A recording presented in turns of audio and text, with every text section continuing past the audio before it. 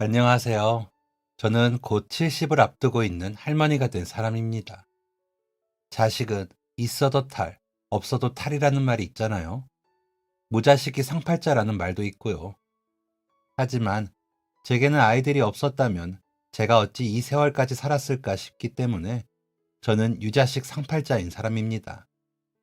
저 혼자만의 생각이 아니라 주변의 친구들도 하나같이 다 저에게 진짜 아들들이 이 집 아들만큼만 하면 자식 키울 맛 나겠어 라고 한다니까요. 큰아이는 워낙 다정한 성격인데다가 제 할 일 알아서 하는 제 속 한 번을 썩이지 않고 자란 아이입니다. 게다가 3살 터울의 제 동생을 어릴 적부터 만나자마자 예뻐하는 아이였죠. 한 가지 아쉬운 점이 있다면 너무 물러서 여기저기 쓴소리를 못하는 거예요. 둘째는 어릴 적부터 개구지고 장난기도 많았지만 애교로 저를 기쁘게 해주는 아이였습니다. 그러면서도 친구들을 이끄는 대장 노릇을 해 골목대장이기도 했지요. 언제나 명랑하고 씩씩해 별명이 씩씩이었으니까요. 그러면서도 제 형의 말이라면 한마디 대꾸도 없이 잘 들었습니다. 그 덕에 형제 우애가 잘 유지됐던 것 같아요. 어릴 적엔 큰애가 컸지만 둘째가 고등학교에 가는 시기부터는 둘째가 덩치며 키가 더 커졌거든요. 그래도 한 번을 말대꾸 없이 제 형이 말하면 따르더라고요. 서로 다른 성격을 가진 아이들이었지만 둘이서는 죽이 잘 맞기도 했지요. 뭐든 함께하고 싶어하고 서로 궁금해하고 언제든 반기다 보니 어쩌면 당연한 모습이기도 하겠지만 말이죠. 남편이 40년 전에 떠날 때는 제가 이 아이들을 이렇게 좋은 마음으로 보고 웃을지 상상도 못했습니다. 남편과 저는 제가 20살이 되던 해에 결혼을 했습니다. 저보다 4살이 많은 남편의 열렬한 구애로 동네가 떠들썩했거든요. 어디서 저를 봤는지 모르겠지만 어느 날 갑자기 버스에서 내린 저를 따라오더라고요. 아버지 친구분이 운영하시는 회사에 고등학교 졸업을 하고 바로 취직을 해 다니던 시절이었는데 말이죠. 아버지가 워낙 엄하셔서 남자와 말 섞는 것도 힘들어하던 저였는데 낯선 남자가 따라와 자나 한잔 합시다 라고 하는 통에 온 몸이 불구덩이에 빠진 듯 놀라 어머 무슨 말씀이세요? 싫어요 하고 불이 나게 집까지 뛰었습니다. 저를 따라 집을 알게 된 남자는 매일 골목 앞을 지키더군요. 차만 한 잔 해주면 다시는 안 나타나겠다며 소란을 부리는 통에 온 동네 사람은 물론 아버지도 아시게 되었죠. 화가 나신 아버지는 혼을 내신다며 쫓아나오셨습니다. 저희 아버지에게 따귀를 3대를 맞으면서도 따님이 너무 아름다워 저는 꼭 교제를 하고 싶습니다. 라며 물러서지 않더군요. 제정신이 아닌 사람과 상대를 말자고 엄마와 오빠가 아버지를 말려 집으로 들어갔지만 그 남자는 여전히 문 밖에 있었습니다. 덕분에 저는 회사도 못 가고 그만두게 되었죠. 그러고는 아무데도 못 가고 집에만 갇혀서 지내게 되었습니다. 그 남자만 사라지면 일을 다시 구하면 되겠지만 집안에서 눈치를 보는 일은 너무 힘들더라고요. 제가 어릴 적부터 내성적인 아이였던지라 엄마는 걱정을 하셨지만 오빠는 기집애가 어쩌고 다녔기에 저런 자식이 따라와. 너가 여지를 준 거 아니야? 이제 동네에 소문 다 나서 어쩔 거야. 좋은 집에 시집가기는 다 틀렸어. 라며 화를 내셨거든요. 그런 오빠의 말에 아무 말도 않고 인상만 쓰시는 아버지의 얼굴에서 저는 눈치를 안 볼 수가 없었습니다. 그런 저를 저희 아버지께서는 가만 두고 보실 수가 없으셨나 봅니다. 결국 남자를 집 안으로 들이셔서 이것저것 물으시더군요. 남자의 나이, 학벌, 사는 곳, 부모님에 대한 질문들을 하시더니 직업을 물으셨죠. 군대에 다녀와서 지금은 구하는 중입니다. 하지만 아버님 걱정 마십시오. 저희 집이 대대로 이 지역에서 꽤나 유명한 방직 공장을 운영하는 집입니다. 라며 능청스럽게 대답하는 남자가 징그러워 보였습니다. 그런 남자에게 아버지는 조만간 아버님께 찾아뵙겠다고 말씀드려주고 약속이 정해지거든 이리로 전화를 주게. 라면서 전화번호를 적어주시더라고요. 굉장히 큰 결심을 하실 때나 지으시는 표정으로 그러시니 저는 더 긴장이 되고 겁이 났습니다. 그렇게 며칠이 지나고 아버지는 퇴근이 늦으시더라고요. 그러더니 술에 취해 오셔서는 10월에 효선이 결혼하기로 했어. 라며 어머니께 전하시더라고요. 저와 엄마는 깜짝 놀랐습니다. 연애도 못 해본 채가 결혼이라니요. 엄마는 효선이 아버지 결혼이라니요. 효선이 이제 막 20이에요. 아직 아무것도 할 줄 모르는데 결혼이라니요. 그리고 그 남자랑 연애를 한 것도 아니고 길 가다 따라온 사람이랑 무슨 결혼을 해요. 라며 아버지를 설득하시려 했습니다. 하지만 아버지는 어른들끼리 만나서 이야기했으니 하면 되지. 만나보니 집안도 나쁘지 않아. 세인방직 아들이 맞더라고. 게다가 그 난리통에 온 동네 사람 다 알게 되었는데 소문나서 어떤 집에 시집을 갈 거야?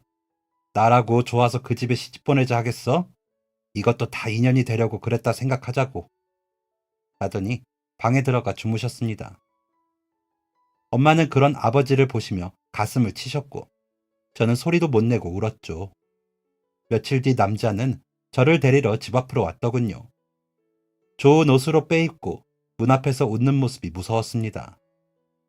저는 엄마가 골라주시는 원피스를 입고 구두를 신고는 남자를 따라 나섰습니다. 남자는 먼저 차 한 잔을 하자며 저를 다방으로 데리고 가더군요.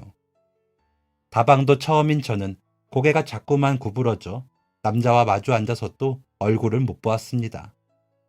그런 저에게 남자는 그러더라고요. 내가 아직 부족한 점이 많지만 꼭 행복하게 해줄게요. 나는 말이나 한마디 해볼까 했는데 아버님이 결혼하라 하시니 그렇게 해야죠. 저는 효선 씨가 좋거든요. 아, 제 이름은 박찬식입니다. 라고요. 넉살이 좋은 건지 제 의견은 애초에 생각도 하지 않은 건지 모르겠지만 그렇게 저는 그 남자와 결혼을 하게 되었습니다. 갑작스럽게 결혼을 준비하면서 엄마와 저는 많이 울었습니다. 틈틈이 남자를 만나 밥도 먹고 영화도 보기도 했죠. 하지만 영 정도 안 붙고 낯설기만 하더군요. 한 번은 남자가 우리 셋이 손 좀 잡아볼까? 하며 능청스럽게 손을 잡는데 저는 그만 어머나 하면서 뿌리쳐버렸습니다. 그런 저를 보며 크크거리던 남자는 내가 이래서 우리 효선 씨를 좋아한다니까.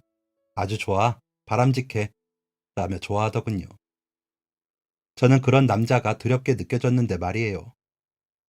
아버지의 통보가 있고 4개월이 지나고 저는 남자와 식을 올렸습니다. 양가 어른들의 손님이 많아 북적북적한 결혼식이었죠. 시부모님들은 좋아 보이셨습니다. 시아버님은 남자와 닮기도 하고 말씀하시는 폼도 비슷하더군요. 시어머님은 상냥하셨지만 간간히 쓸쓸한 표정을 지으실 때가 많으셨습니다. 남자의 형제들인 시누이들은 뭔가 탐탁하지 않은 표정이었지만 뭐라 말을 하진 않더군요. 저는 그게 다 급히 서둘러 한 결혼 탓이라고만 생각했습니다. 식을 마치고 저는 남편이 된 남자와 방이 3개 있는 연립주택 2층에서 신혼살림을 시작했습니다. 내내 주택에서만 살던 제게 신혼집은 신세계였습니다. 한적한 곳에 있어 시장이 조금 먼 것 빼고는 만족스러웠습니다.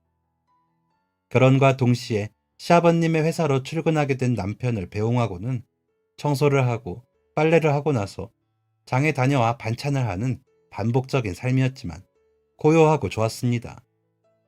남편은 결혼 전과는 조금 달라져 집에 와서도 신문을 보거나 뉴스를 보며 시간을 보냈습니다. 저는 그 편이 더 나았습니다. 이제 남편이라고 생각하니 전보다 나아지기는 했지만 그래도 낯설고 어색하게 느껴졌기에 특별히 가까이 하고 싶지 않았거든요. 그저 서로 할 일을 열심히 할 뿐이었죠. 남들처럼 시집살이가 있는 것도 아니었고요. 일주일에 한 번, 일요일 점심을 시댁에서 먹었지만 일해주시는 아주머니가 계시기도 했고 시어머님께서 말씀이 없으신 분이라 힘들지 않았습니다. 가끔 시아버님께서 아이를 물으시는 게 가장 곤혹이긴 했죠. 시부모님 연세가 워낙 많으시고 시누이들과 나이 차가 크니 모르시는 거라고 생각만 할 뿐이었습니다. 그거 말고는 별 탈이 없는 시댁이었습니다. 이상한 점이 있기는 있었습니다. 남편은 이상하리만치 시아버님과만 이야기를 했습니다. 시어머님과는 거의 말을 하지 않았죠. 막내 아들임에도 어머니와 정이 없어 보였죠. 게다가 저희는 일요일 점심을 먹으러 가는데 시누이들은 토요일 저녁을 먹으러 따로 모이는 것을 알았습니다. 매우 이상했지만 시누이들과 나이 차가 많아 남편과 안 친해 그런가 하고는 말았습니다. 살림하는 걸 새로 배우느라 정신이 없기도 했고 남편도 불편한데 시댁은 더 어색했기 때문에 더 깊은 내용까지 살필 여력이 없었습니다. 무신경했던 거죠. 이기적이고 어리석은 것이었습니다. 하지만 저는 그런 제 행동을 나쁘게 생각하지 못했습니다. 가끔 남편은 술을 마시고 와 가만히 있다가 제게 당신은 나 안 버릴 거지? 라고 묻고는 했습니다. 그런 남편에게 얼른 씻고 자요 라고 대답했죠. 그러면 남편은 그래 라며 씻고 잠이 들고는 했습니다. 그러다가 남편은 말도 없이 집에 오지 않기도 하고 새벽이 되어서야 들어오기도 했습니다. 그런 남편에게 저는 한마디 잔소리도 하지 않았습니다. 제 성격이 닥달하는 성격이 아니기도 했지만 결혼과 동시에 변한 남편이 괘씸했거든요. 그렇게 저를 좋다고 해서 결혼을 해놓고 결혼하자마자 제게는 노력도 기울이지 않는 모습에 나름 꽁해 있었던 거죠. 그러다 속이 울렁거리고 배를 탈 때처럼 어지럽더군요. 혼자 삭히다 보니 병이 났나 싶어 병원에 가보니 임신인 것 같다고 산부인과에 가보라고 하더라고요. 다음날 산부인과에 임신임을 확인한 저는 남편에게 전화를 했습니다. 사무실 번호를 누르면서 심장이 두근거리더라고요. 남편의 이름을 대고 바꾸어 달라고 하니 금방 남편이 받더군요. 저 임신이래요 라고 말을 하니 남편은 아무 말이 없이 있더라고요. 그래서 그렇게 전화를 끊으려는데 흐흑하고 흐느끼며 우는 소리가 나더군요. 그러더니 고마워 하는 겁니다. 순간 제 마음에 뜨거운 물이 스며드는 것처럼 사르르 하는 게 느껴졌습니다. 오늘 저녁에 늦지 말고 들어와요 라고 하고는 전화를 끊었습니다. 그날 저녁부터 남편은 신이 나서 퇴근을 했습니다. 매일 퇴근하기 전에 전화해 저에게 먹고 싶은 거 없냐고 물어보고는 말을 하면 사오고는 했죠. 딱히 먹고 싶은 게 없다고 하는 날에는 어디서 이야기를 들었다며 손님이 많은 곳 음식이라며 사들고 오기도 하더라고요. 그런 남편을 보며 행복하다는 생각을 했습니다. 분명 아이에게 좋은 아버지가 되어줄 사람이라고 생각했죠. 아이를 품은 어미에게 그보다 중요한 사실은 없었습니다. 그러면서 남편에 대한 낯설음과 어색함이 눈 녹듯이 사라지더군요. 엄마는 그런 저에게 박서방 같은 사람 없다. 잘하고 살아. 라며 말하셨습니다. 시부모님도 제가 임신을 하고 나서는 더 웃는 얼굴을 보이셨습니다. 특히나 시아버님은 아들만 낳아. 아들만 낳으면 내가 해주고 싶은 거 다 해준다. 라고 하셨죠. 남편은 싱글벙글 웃으며 아들일 거예요. 아버지 닮은 장군감이겠죠. 라고 시아버님을 기대하게 만들더라고요. 저 역시도 아들이기 바랐습니다. 시누이만 셋에 막내 아들인 남편의 집안의 대를 이어야 한다고 생각했으니까요. 친정도 가부장적인 아버지 덕에 남자가 우선인 분위기였기에 저는 그렇게 하는 게 제가 할 소임이라고 생각했습니다.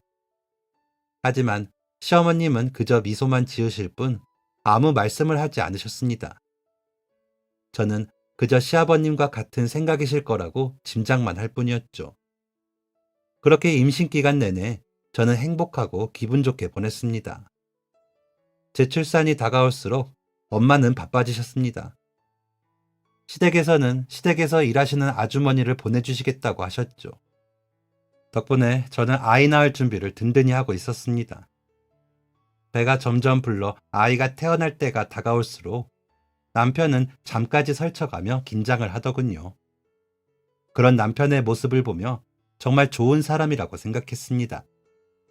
그런 남편을 위해 저는 아이가 꼭 아들이길 매일 밤 기도를 했습니다. 엄마도 걱정이 많으셨죠. 혹시나 아이가 딸이기라도 하면 어쩌나 하고요. 그러다 아침에 일어나려는데 아랫배가 살살살 아파왔습니다. 아이가 내려오려고 하는 그 아픔과는 달랐습니다. 아무래도 진통이 시작된 것 같았습니다. 그래서 병원에 전화를 하고 남편에게 여보, 오늘 아이가 태어날 것 같아요 라고 했죠. 남편은 눈을 번쩍 뜨더니 체배를 하더군요. 허둥지둥 서두르며 우왕좌왕하며 정신이 없기에 아직 바로 나올 정도는 아니에요. 천천히 해요.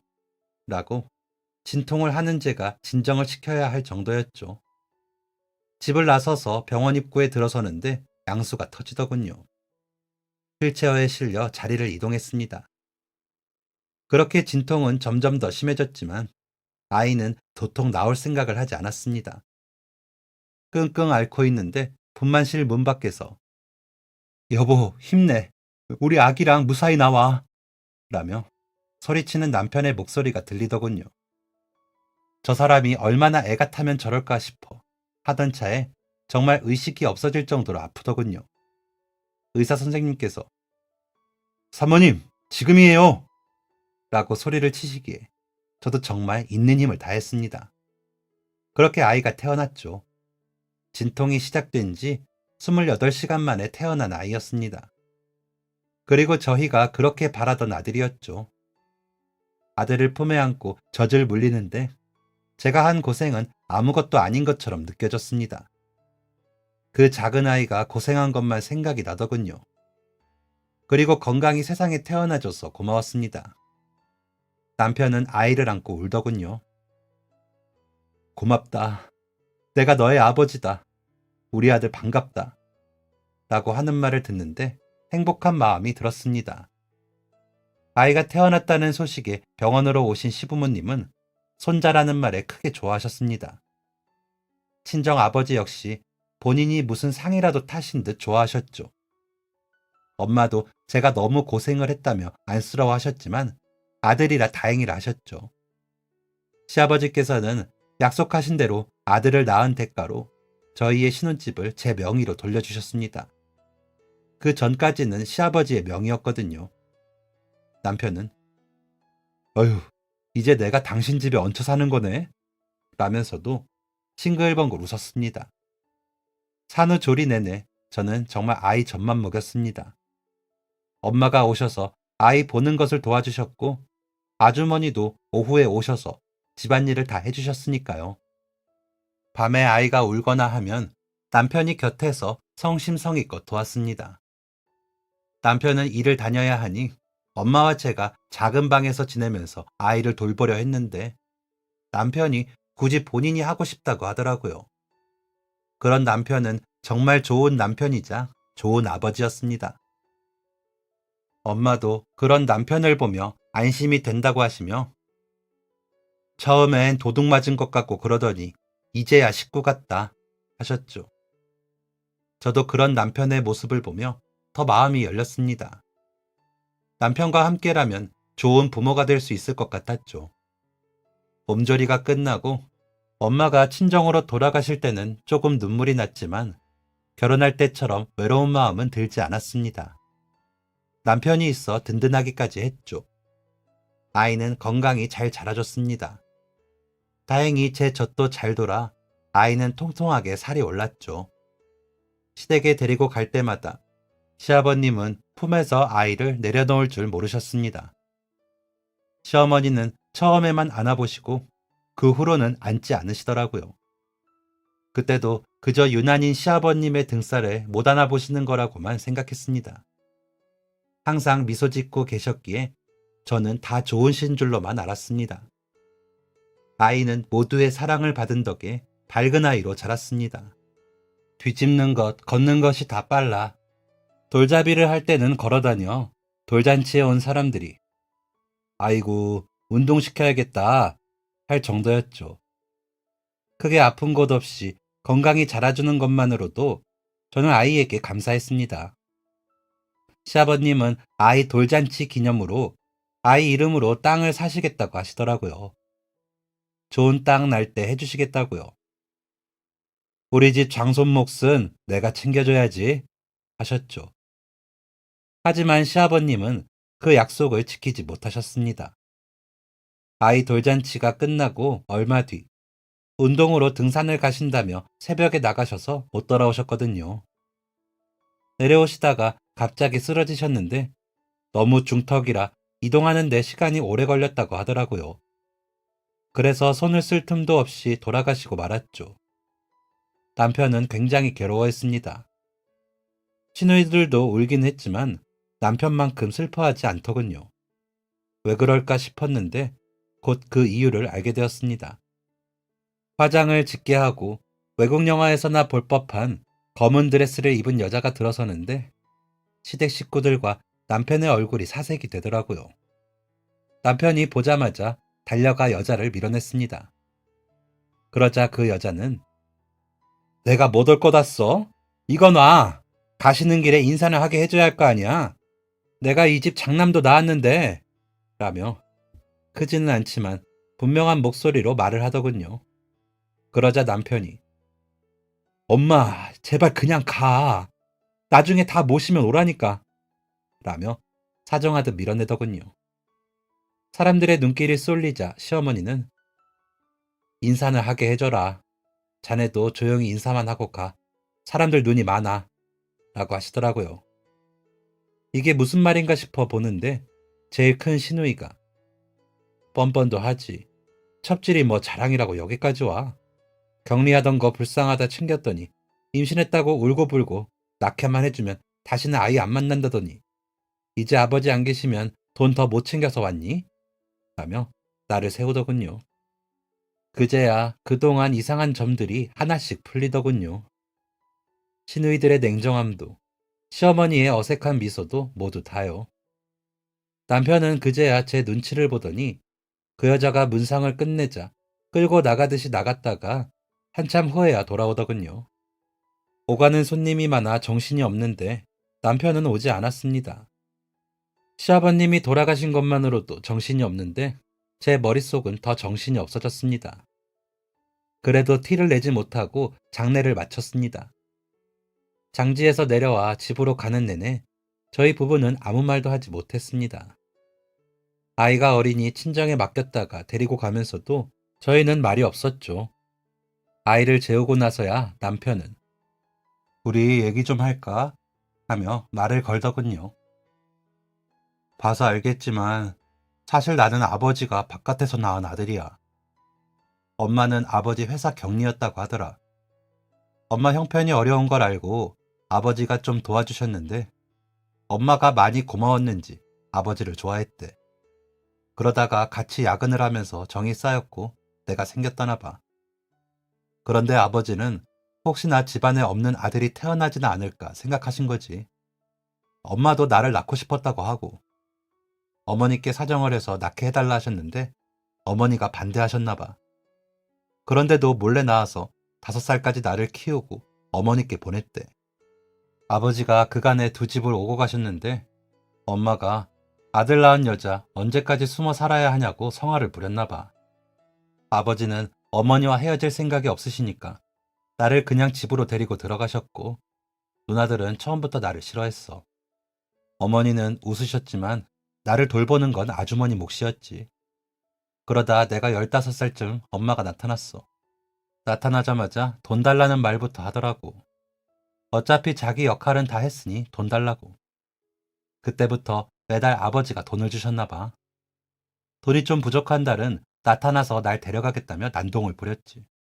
그러면서 나에게 애정을 주지도 않았어. 우리 결혼하고 나서는 처갓집 가서 다 말하기 전에 돈 더 내놓으라고 했지. 우리 명훈이 태어나고는 더 그러고. 그래서 아버지가 땅 해주신다고 하시다가 못 해주신 거야. 엄마가 돈 더 가져갔거든. 장례 때 어떻게 알고 연락이 왔기에 오지 말라고 했는데 그러더라. 마지막으로 돈 뽑아야지 왜 못 가게 하냐고. 그러더니 와서 큰 누나한테 그 소리 듣고도 돈 타령만 해. 아버지도 힘드셨을 거야. 순간의 감정을 못 이기고 어린 여자한테 발목 잡혀 평생 끌려다녔으니. 어머니도 고생 많이 하셨어. 우리가 앞으로 달라질 건 없어. 우리는 그냥 살던 대로 살면 돼. 좋아하지는 않으시겠지만 어머니께만 잘하면 돼. 하더니 남편은 제 눈치를 살폈습니다. 이야기를 다 듣고 제가 무슨 말을 해야 할지 모르겠더군요. 그저 남편이 불쌍했습니다. 그래서 그저 손을 꼭 잡고는 고생했다고만 했습니다. 그리고는 정말 아무 일이 없는 듯이 지냈습니다. 아이 키우고 남편 출근하면 집안일하고 일요일 점심 때면 시댁에 가 식사를 했습니다. 달라진 건 가끔 토요일에 왔던 시누이들이 자고 집에 가지 않고 있더군요. 그런 시누이들을 마주칠 때마다 남편은 당황한 게 눈에 보일 정도로 행동하는 게 이상해졌습니다. 아이에게 한없이 다정하던 사람이 그때만큼은 아이와 손도 잡지 않았으니까요. 시누이들은 그런 남편을 아무 말 없이 지켜만 볼 뿐이었습니다. 그러다 막내 시누이가 이제 그만 와. 너희는 참 뻔뻔도 하다. 라고 하더라고요. 그때는 저도 당황을 했습니다. 어쩔 줄을 모르겠더라고요. 그러자 둘째 시누이도 놔둬라. 우리 엄마 그렇게라도 보상받게. 보내준 돈이 얼만데 이 정도도 못 받니? 왜 너희 엄마가 돈 더 받아오라던? 회사까지 다 너가 맡았다고 너 거라고 그러던? 분명히 해. 그중 4분의 3은 우리 세 자매 거야. 아버지가 약속하신 거다. 열심히 일해서 늘려주면 고맙고. 그러자 남편은 고개도 못 들더니 오늘은 이만 가볼게요. 죄송합니다. 하더니 저와 아이를 데리고 시댁을 나섰습니다. 그러더니 한 달이 넘도록 시댁에 가지 않더군요. 그러더니 퇴근도 늦어지고 간간히 집에 들어오지 않았습니다. 회사의 시누이 아들들도 일을 하고 있기 때문에 불편할 텐데 하는 생각에 갈아입을 옷이라도 주려고 회사로 향했습니다. 그런데 남편이 자리에 없더군요. 그래서 전해주시라고 말을 하고는 집으로 돌아가려 회사를 나서는데 남편이 들어오더군요. 제가 보지 못한 옷을 입고요. 저를 보고 놀라기에 갈아입을 옷을 가져왔는데 어디 다녀와요? 라고 물으니 중요한 손님을 만나기로 했는데 옷이 더러워서 집까지 가자니 시간이 오래 걸릴 것 같아서 이 앞에서 샀어. 내가 좀 바빠서 들어가? 라며 회사로 들어가더라고요. 바빠서 그럴 수도 있지만 남편의 그 놀라던 눈빛이 마음에 걸리더군요. 그래도 남편을 믿으려고 했습니다. 아이에게 좋은 아빠였으니까요. 남편은 그 후로도 한 달에 두세 번씩 출장도 가고 술에 취해 늦기도 했습니다. 아버님이 갑자기 돌아가셔서 회사 일이 너무 바쁘다고 하더라고요. 시댁에는 저만 아이 데리고 가는 일이 많아졌습니다. 가끔 마주치는 시누이들은 저와 아이에게는 특별히 말이 없으셨습니다. 시어머니는 여전히 미소만 지으셨죠. 아이가 할머니라고 가서 애교를 부려도 그저 미소만 보이실 뿐이었습니다. 그렇게 아이가 5살쯤 되었을 때 시어머니는 조용히 주무시듯 돌아가셨습니다. 노안으로 자리에 누우신 지 석 달 만에 돌아가신 거라 준비를 해두었죠. 시누이들은 시아버님이 돌아가셨을 때와는 다르게 매우 슬퍼하고 소리 높여 울었습니다. 남편은 묵묵히 자리를 지킬 뿐이었죠. 시어머니가 돌아가시고 회사의 지분은 시누이들과 남편이 나누어 가지게 되었습니다. 운영은 남편이 전적으로 맡게 되었죠. 시부모님이 사시던 집도 팔아 내 남매가 나누어 가졌고요. 그때부터였습니다. 남편이 더 달라진 게 사업에 필요하다며 돈을 펑펑 쓰더군요. 제가 봐도 불안해 보였죠. 그렇다고 생활비를 더 주는 것도 아니라 저희 생활은 그대로였는데 남편은 차림새나 차, 꾸미는 게 제가 알던 사람이 맞나 싶더라고요. 친정에도 가끔이지만 들르던 사람이 그런 것도 없고 아이와 놀아줄 시간도 없었습니다. 그래도 마음이 헛헛하고 일이 바빠 저러겠지 했습니다. 남편의 친모라는 분은 가끔 전화를 해서는 남편을 찾기는 했지만 저에게 시어머니 노릇을 하지는 않았습니다. 그래서 그냥 계시긴 하지만 크게 상관없는 분이라고 생각하고 살았습니다.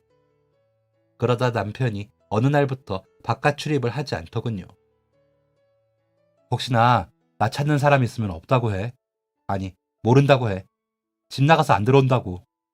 라며 창고방으로 쓰는 방에 숨어 지내듯 지냈습니다. 그러고는 어떤 남자들이 찾아오기도 하고 회사에서 찾는 전화가 오기도 했습니다. 무슨 일인지 몰라 저는 답답해. 회사에 무슨 일 있어요? 말을 해야 나도 도울 수 있으면 도울 것 아니에요. 라고 했지만 당신이 할 게 뭐가 있어. 안 그래도 속 아픈데 긁지 좀 마. 내가 집에서라도 좀 편하게 지내야 되지 않겠어? 라며 화를 내더라고요. 전에 본 적 없는 모습에 놀라기도 하고 서운하기도 해 아무 말 않고 아이만 돌봤습니다. 그러던 어느 날 초인종이 울리기에 또 남편 찾는 사람들인가 싶어 문을 열었더니 한 여자가 서 있었습니다. 이제 막 기저귀를 뗀 것처럼 보이는 어린아이의 손을 잡고 서 있더라고요. 누구세요? 라고 물으니 여기 박찬식 사장님 댁이죠? 라고 묻는 여자는 인상을 쓴 채로 말을 하더군요. 맞는데요. 무슨 일로? 라고 제가 답을 하자. 얘가 명훈이 동생이에요. 돌림자 쓴다면서 명진이라고 지었어요. 얘도 사장님 아들이니 오늘부터 여기서 키워주세요. 저도 어떻게 키워보려고 했는데 저 혼자는 너무 힘들어요. 저 아직 어리고 애 때문에 발목 잡히고 싶지도 않고요. 그동안에는 돈 주니까 좀 버텼는데 이제 돈도 안 주고 나타나지도 않는데 저 혼자 애 못 키워요. 잘 키워주세요. 라며 아이를 문 안으로 밀어넣더니 가더군요. 아이는 제 엄마가 자기를 듣고 가니 울고불고 난리가 났고요. 남편은 어느새 나와 아이를 안으며 명진이 왔어?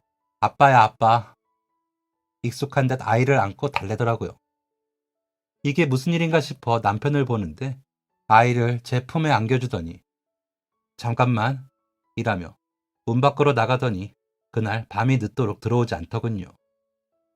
아이는 제 품에서 한참을 울더니 지쳐 잠이 들었습니다. 국물에 마른 밥도 거의 다 남기고 자더군요. 아이 엄마가 두고 간 짐가방은 열어보지도 않았습니다. 남편이 들어오는 대로 둘 다 내보낼 생각이었으니까요. 부하가 치밀어 올랐습니다. 아이에게 좋은 아빠라는 믿음으로 참았는데 외간자식이라니 배신감과 모멸감으로 가슴 한복판이 아파왔습니다. 아이는 자다 깨서 제 엄마를 찾으며 울었습니다. 아들은 그런 아이의 울음소리에 놀라 깨서 저를 보더군요. 어쩔 수 없이 아이를 안아 달래며 재웠습니다. 저희 아들까지 못 재울 수는 없었으니까요. 이틀인가 후에서야 남편은 돌아왔습니다. 제가 짐가방을 들려주며 아이 엄마에게 데려다 주세요. 라고 하자. 걔랑 헤어졌어. 근데 얘는 내 아들이야. 우리가 키우자. 라고 하더군요. 화가 나는데 아들이 보고 있어 겨우 참으며 무슨 소리예요? 내가 얘를 왜 키워요? 라고 하니 남편은 그럼 애를 버려? 낳아준 엄마도 못 키운다는데 아빠인 내가 키워야 할 것 아니야? 라며 저를 보더군요. 오히려 제가 아주 인정머리 없고 이상한 사람인 것처럼 말이죠. 그런 남편을 보니 어이도 없고 더 이상 말도 하고 싶지 않아서 그럼 당신이 키워요. 나는 우리 명훈이만 키울 테니까. 이 집 아버님이 내 명의로 해준 거 알죠? 애 데리고 나가요.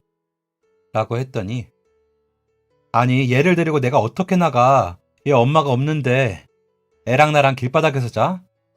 회사 사정도 어려워서 아이 돌볼 사람도 못 구해. 그러니까 좀 이라고 오히려 화를 내더니 집 밖으로 나가버렸습니다. 아들과 아이는 울고 저는 그런 아이들을 보며 그 자리에 주저앉을 수밖에 없더라고요. 남편은 그렇게 나가 돌아오지 않았습니다.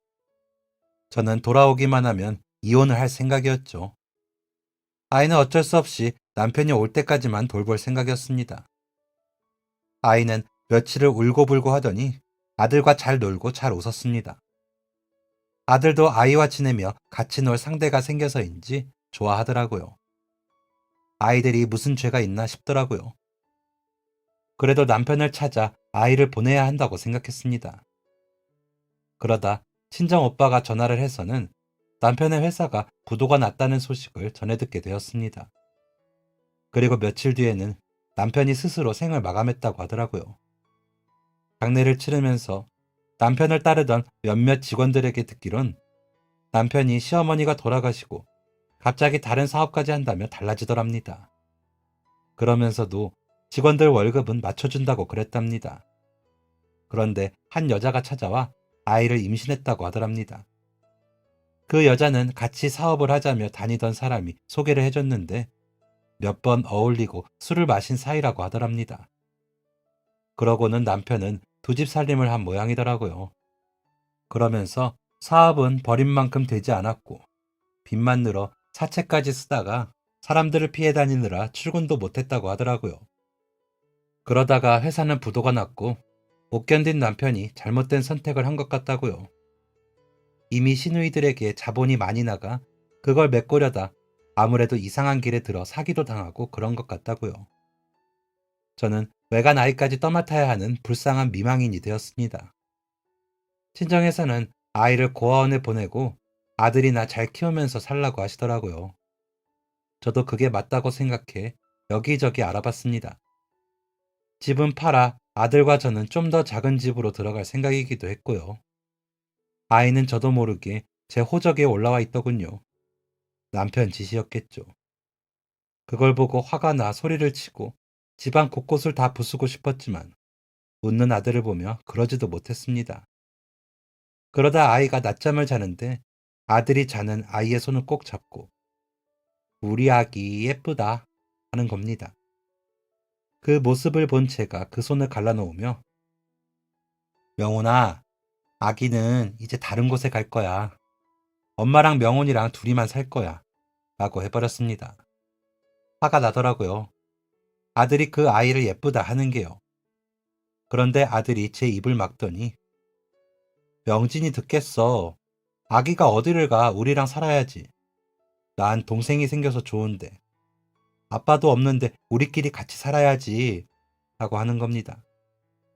눈물이 글썽한 채로 말하는 아들을 보다 보니 제 감정에 치우쳐 아들을 보살피지 못한 제 모습이 스쳐 지나갔습니다. 어른들의 일로 아이들끼리 두면서 아이들은 서로 의지를 했겠죠. 게다가 갑자기 아빠까지 잃은 아들에게 동생은 소중해졌을 거라고 생각을 하게 되니 냉정히 아이를 내치지 못하겠더라고요. 호적 등본에 제 아이로 오른 아이의 이름을 그날 밤 밤새 보았습니다. 그러다 남편이 제게 해주었던 일들이 떠올랐죠. 이 아이에게도 그렇게 했을까 싶다가 제가 아들을 처음 안았을 때가 떠오르더군요. 그리고 잠든 아이의 얼굴을 보는데 저희 아들 어릴 때와 너무 닮아 있었습니다. 마음이 더 괴로워졌습니다. 고작 20대 중반의 여자가 감당하기가 너무 큰 문제였습니다. 내 인생이 왜 이럴까 싶다가 애는 무슨 죄인가 싶다가 시누이들 앞에서 당황하며 어찌할 줄 모르던 남편의 얼굴이 떠올랐습니다. 그제야 눈물이 나더군요. 남편을 제가 생각보다 많이 좋아했더라고요. 남편이 겪은 그 불쌍한 처지에 아이를 데려다 놓고 싶지 않았습니다. 그래서 제가 감당해 보기로 했습니다. 그러다 아이가 너무 미워 못 견딜 것 같으면 그때 보내자 싶었죠. 어쨌거나 상실감이 큰 아들을 위해 버텨보자 생각했습니다. 그리고 다음날 일어나 집안 청소를 하고 빨래를 하고 아이들을 데리고 시장에 가려고 나섰습니다. 아이 둘이 손을 잡고 걷는 걸 보며 뒤에서 걷다가 마주오는 차가 보여 아이들을 잡았는데 아이가 놀랐는지 제 손을 꼭 잡더라고요. 그러더니 저를 올려다보며 안심이라는 듯 웃더라고요. 아들과 아이를 양손에 잡고 길을 걷는데 마음이 뭉클해졌습니다. 아이는 애교가 많았습니다. 제 형에게도 형아라고 부르며 다가가 놀아달라고 조르기도 하고 제게 살포시 기대며 눈을 맞추며 웃기도 했습니다. 어느 날은 뽀르르 달려와 조용히 안기기도 하고요. 밥도 잘 먹고 노래도 잘하고 그림도 잘 그렸습니다. 아들은 그런 아이를 자랑스러워하며 여기저기 자랑했습니다.